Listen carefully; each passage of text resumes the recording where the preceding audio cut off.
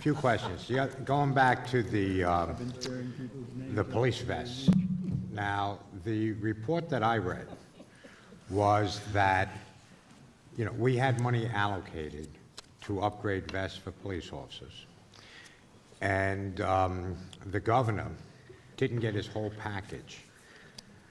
And he basically took his ball and went home. And he gave the money to the DOT.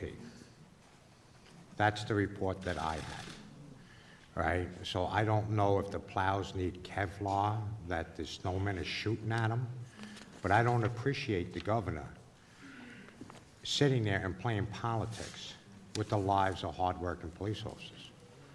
And now I look at this reform package that the governor has, and he's just jumping on the anti-cop bandwagon again. As far as special counsel, now, you know, the grand jury proceedings have been secret, and there's a reason that they're secret. For, you know, from the inception. And I'm reading through this stuff, and if I'm not mistaken, and you can correct me if I'm wrong, most of this stuff here says they're allowing the DA to turn over a report if they don't indict. Is that correct?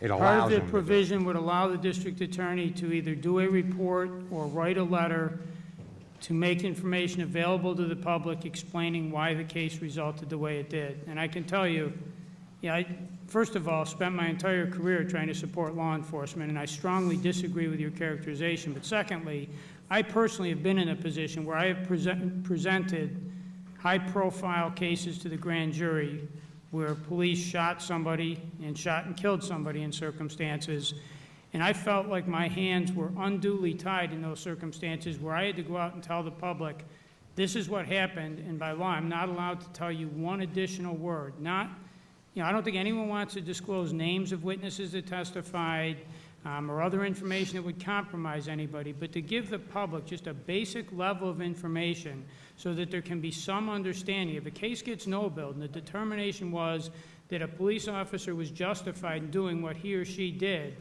then I think it's only fair not only to the public but to the police officer that the community have some understanding of why that happened so that they don't have this notion in their head that there was some kind of fix that happened and it was a bad result.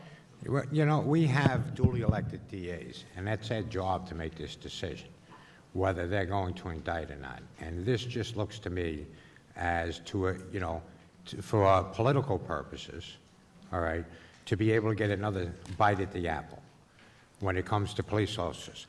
Actually, it does not. This does not give anybody another bite at the apple. This does not in any way, shape, or form change the law. Right now, under existing law, if a case goes to grand jury and a grand jury no bills, there's a provision in the law that allows the district attorney or any other prosecutor who's duly appointed to go to a judge in that jurisdiction and seek permission to get that case represented to a grand jury based on either new evidence or some flaw with the prior proceeding. But you're removing that. That same rule would continue to apply. There is no new bite at the apple.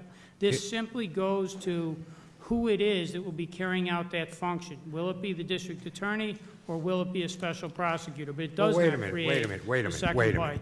Wait a minute. Now, if the special prosecutor does not like the way that the DA presented the case to the grand jury, right, the special prosecutor can bring the case again, correct? No. That's the way I read it. First of all, does not like is not the standard in the bill.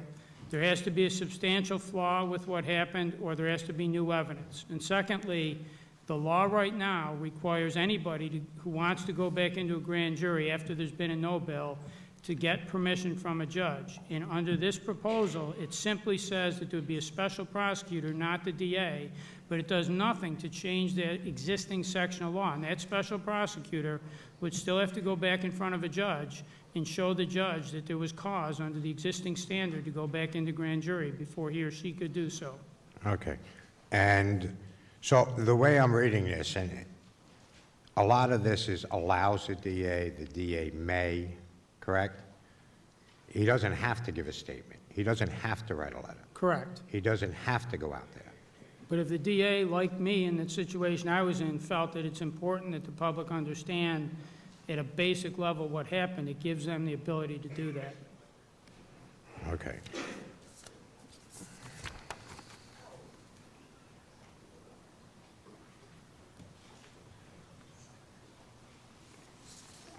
Now, is part of this the video cameras for the police officers too?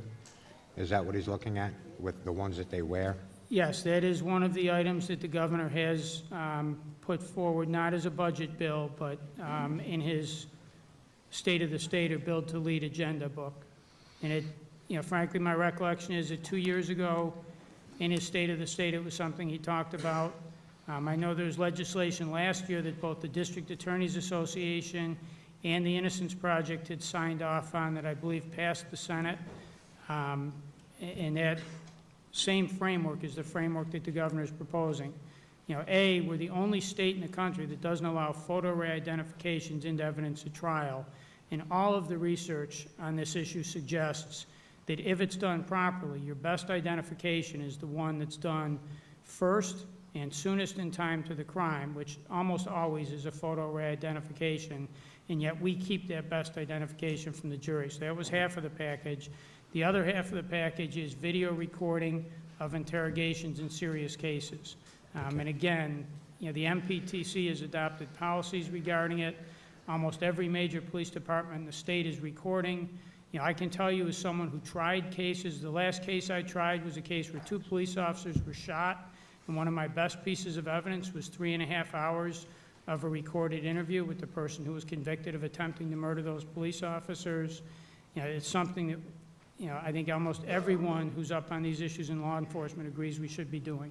Yeah, I'm talking about the body cams. Is that part of the governor's proposals? No, I don't believe there's legislation with regard to body cameras. Okay. Thank you.